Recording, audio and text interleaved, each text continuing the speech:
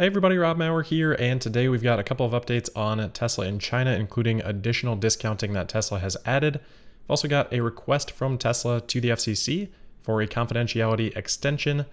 We've got the Tesla Design Studio opening up in Thailand. Take a look at that, and a couple other items as well. Looking at the stock to start things off, Tesla down 3%, 3.2% on the day-to-day, closing at $174.04. Decent underperformance, the NASDAQ down just 0.5%. I think probably relating to the discounting that we'll talk about here in a second. Before we get into that though, we did have some Form 4s that were filed this evening. Nothing Elon related, so we had 3 of them. They were from Drew, Zach, and then Tesla's Chief Accounting Officer. Normal options vesting activity, so nothing really to discuss further with that. Pretty standard business stuff going on there. So we'll get into the Tesla China discount. Got a report here on Wexen, not sure exactly how that is pronounced, but Tesla on December 7th today has launched a new round of price reduction plans, which will take place from December 7th through December 31st. The specific plan is to directly reduce 6,000 RMB when picking up an existing car in inventory. This will go on top of the insurance discounts that we had previously discussed. So as a reminder, those ran from November 8th. There was an 8,000 RMB discount up until November 30th. It does sound like Tesla had extended that slightly through December 10th, and it sounds like part of the reason for that may have been related to difficulty delivering vehicles that would have been expected to be delivered within that window due to some of the COVID lockdowns that had happened. So like we had talked about, that was also a possibility with the insurance data that we got earlier this week. Maybe some of that has affected the number of cars that Tesla was able to have show up in that data set. So hopefully, if that is the case, which looks like it may be from the extension that we saw on this larger subsidy or this larger discount, then hopefully we do see that rebound like we had discussed as a possibility when we get the update next week. That being said, of course, that will still drop down to 4,000 RMB. So instead of happening on December 1st, that should happen on December 10th. So for a few days, we will have a total of 14,000 RMB for that short period of time, which would be about $2,000. And then it should drop down to 10,000 RMB, which would be about $1,400 from December 10th forward. So I do think that that's probably affecting the stock a little bit here today as people continue to have concerns. It's not necessarily just the fact that this is, a margin reduction move for the short period of time. It's more just continuing to raise questions about what demand is in China and how sustainable that is and what pricing and volume kind of looks like as we head into next year. If Tesla is needing to do this discounting right now to move through the cars here in Q4. So I think that's the main concern. A couple of interesting details that were shared in this article though. It does sound like this only applies to inventory vehicles. However, it does sound like salespeople will help to try to facilitate it being an inventory vehicle. So basically working with a customer and saying, what configuration do you want? Then checking if that is an inventory so that they can then enjoy this inventory discount. But it sounds like inventory at this point in time, at least, is relatively low. They have a quote in here saying that for the Model Y, there are only black vehicles that are in inventory right now. It sounds like there's only the standard wheels. So if inventory is a little bit leaner, then this discounting might not be universal across all orders. Now, that being said, they also report here that Tesla is planning to, for the rest of the quarter, not export any vehicles. So all their production would be supplied in China. And if that is the case, and if orders are below that production level, then obviously inventory would build up and that would make more of these vehicles that Tesla's producing eligible for the discount. So I think for most purposes, it's going to be being applied, but just wanted to kind of share that sort of technicality on it.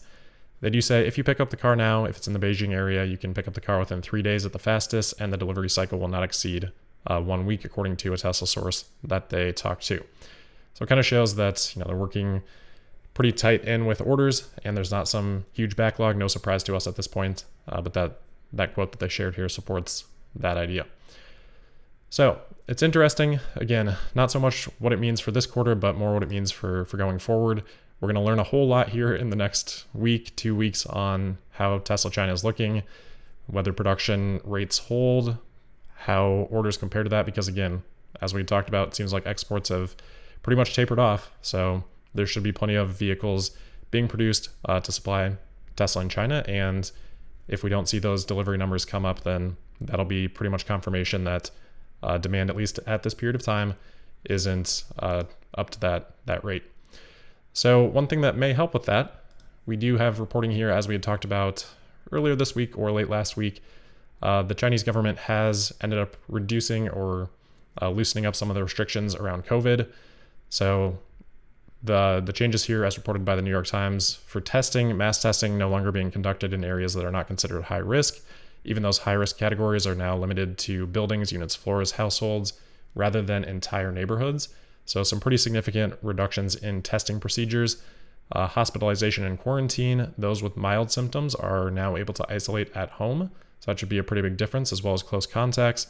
And then they do also say that for lockdowns, local authorities may still lock down buildings in the event that a positive case is detected, but they can't restrict movement and suspend business operations in region outside of a specified high-risk designation, which again, those high-risk designations would be limited to specific buildings and things like that. So hopefully that loosening helps with the China economy, and hopefully that helps with the order rate that Tesla is getting for their vehicles. And hopefully this is just a little bit of a blip caused by all of those things. But again, we'll find out a lot more in the coming weeks on that. We do have an update from Ray for Tesla on Twitter saying that after the new discount, the inventory, the existing inventory has been sold out. Small number of vehicles may still be available today. So I don't know if that is coming from, if Ray's picking that up from this report, or if that is sort of additionally supporting what the report was in this article. I'll take a quick break here. All right, so hopefully my voice will hold out. Let's move on. The other update that we have in Tesla in China, this is, I'm just going to throw the caution flag out there like right away off the start. This is being reported by Ping West, and Ping West is a publication that just got done losing a case against Tesla for publishing what was determined to be a false article about Giga Shanghai. So take it for what it's worth. That is the type of source that we're working with here. But they have reported that Tesla's Tom Zhu, who is the president of Tesla China, is being appointed to Tesla's quote-unquote global CEO, according to people familiar with the matter. They then later added to the report, after this was spread all over Twitter and things like that, that additional sources have told them that Tom Zhu's new position will not entail robots and automation for vehicles, but would rather focus on automobiles. So that would be a pretty big distinction from a role like Elon Musk would have. We have no idea if this report is accurate. I have not seen it be reported by any other outlets yet at this point in time. So, we won't spend a ton of time on this. I think if this does end up being the case, it's probably a case of Tom Zhu being promoted, but not to a position that is, replacing Elon's CEO position. Might be analogous to something like where we've got, Volkswagen Group CEO and then Volkswagen brand CEOs. We could have a Tesla global CEO here with Tom Zhu, and then Elon Musk is still CEO of Tesla Inc. That could be the case.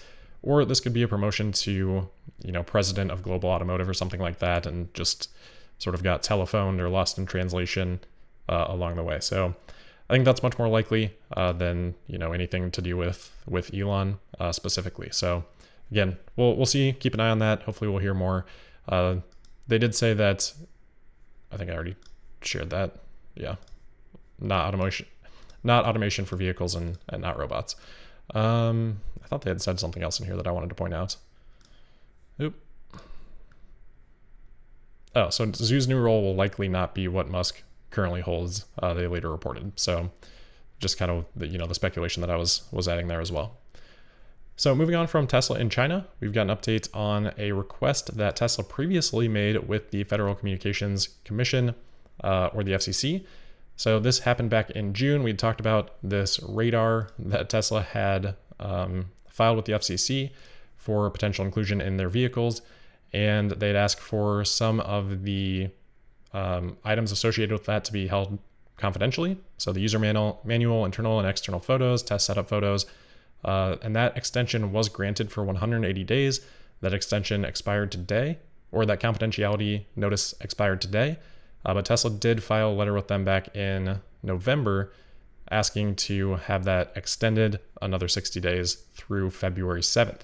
So we don't get any of those additional details on this radar right now, but it does sound like Tesla is saying that they intend to market this device in mid-January 2023. So, a little bit more than a month from now, we might be getting some more details on whatever this seems to be, some sort of HD radar that Tesla has been working on for quite some time. Now, some people might say, well, Tesla just removed the radar. What's the deal with that? True. Elon did say back when they were taking this step, though, that only very high resolution radar is relevant. So if that is what this is, doesn't necessarily contradict with Tesla making that decision to remove the prior generation. So hopefully we're not too far away from learning more about that. Again, mid-January 2023. Next year, we're just going to go through the Tesla Design Studio for Thailand. This has just opened up. We talked about first deliveries happening. We now have the full design studio so we can see pricing, and it's come in extremely well, I think. So we can see that this is starting, the Model Y starting at about 2 million baht, and the Model 3 starting at about 1.75 million. That converts over to, let's see my notes here. Lost it. So 56,000 for the starting price for the Model Y in US dollars, and then 50,000 for the starting price for the Model 3. Model 3 runs up to 66,000 for the performance. Model Y runs up to 72,000 for the performance. So I think that pricing is going to be extremely competitive in Thailand. If we look at the BMW 3 Series for kind of a comparison, as best I can see, that starts at about 2.6 million baht, so significantly higher than any of the Model 3 lineup. And then the Mercedes C-Class starting at about 2.6 million as well. So pretty decent price advantage here for Tesla. It looks like BMW Thailand sells about 2,500 per quarter. As best I can tell from some data that I found online for Mercedes, it seemed like their sales were pretty similar. So probably about 10,000 a piece per year for both of these brands. Of course, Tesla at lower pricing and, in my opinion, a much more compelling vehicle should be able to eclipse those sales volumes, even just with the two models that are available there in Thailand. So maybe, 20,000 a year or so, I don't think would be unreasonable for Thailand on an annual basis. Last couple of things here. We do have an update here from Tesla Scope. They are saying that there is a Tesla holiday update likely on the way. They're offering a first glimpse. Sounds like they've got some inside information here. They can't share all the features, but should include Apple Music, an improved music player that you can move around and customize, MyQ garage support. I'm not familiar with what that feature is, remote light show and scheduling, and some other remote features, and some new games. So we usually get a pretty big holiday update. Tesla kind of tends to bunch all that stuff in, make it kind of exciting around the holidays. Hopefully we see that. I think the most exciting thing would be version 11 though, so still holding out some hope on that. I've also got an update here on Volkswagen. We talked previously about their plans to kind of scrap a new factory that they would be building their Trinity project at. They are now making plans to invest about $500 million to make an electric compact car, the ID.3, at their Wolfsburg plant. So just kind of a quick update there on their plans.